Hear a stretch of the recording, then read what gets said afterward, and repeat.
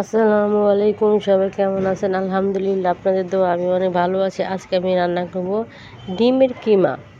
এই জন্য আমি তেল ছেড়ে দিয়েছি এবং পেঁয়াজও দিয়ে দিলাম, সাথে দিয়েছি কাঁচামরিচ। এটা রান্না করার জন্য বেশি সময় লাগবে না, কারণ ডিমের তরকারি খুব তাড়াতাড়ি হয়ে যায়। এই জন্য আমি এখন পেঁয়াজটাকে ভালো করে ব্রেস্তার মতো করে নিব। লাল কালার, যে পেঁয়াজ লাল হয়ে গেছে। আমি পেঁয়াজটা ভালো করে ভেজেছি, এখন একটু পানি দিয়ে দিব। পেঁয়াজটা ভালো করে ভাজা না হলে কিন্তু গ্রানটা সুন্দর আসবে না।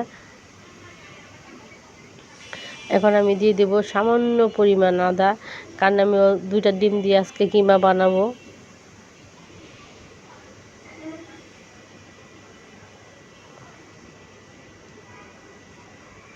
এখন একটু হলুদ মরিচের গুঁড়া দিয়ে দিলাম।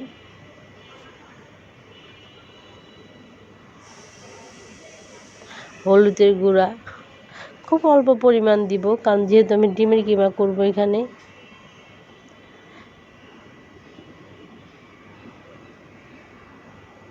সুন্দর একটা কালার আসছে, বোঝা যাইতেছে।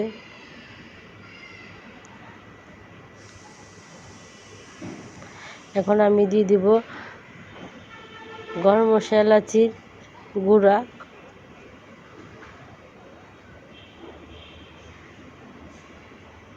দিয়ে দিলাম লবণ।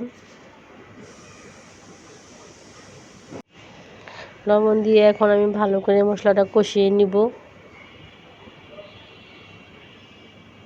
দিয়ে দিলাম হালকা একটু গোলমরিচের ফাঁকি।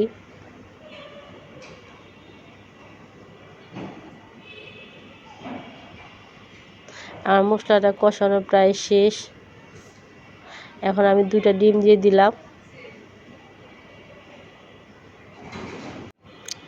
2টা ডিম ভালো করে ভেঙে নিব আমি এখন।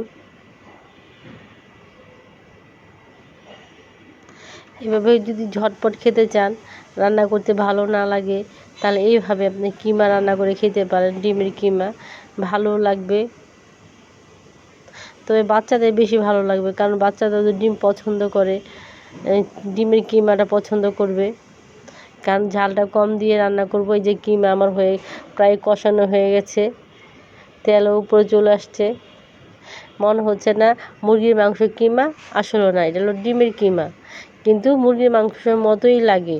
কিন্তু মুরগির মাংস যেসব উপকরণ দিতে হয়, ডিমেরটাতে ওগুলাই উপকরণ দিয়েছি আমি এখানে।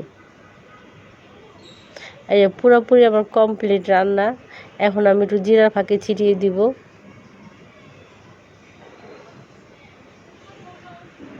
আমার ডিমের কিমাটা হয়ে গেছে।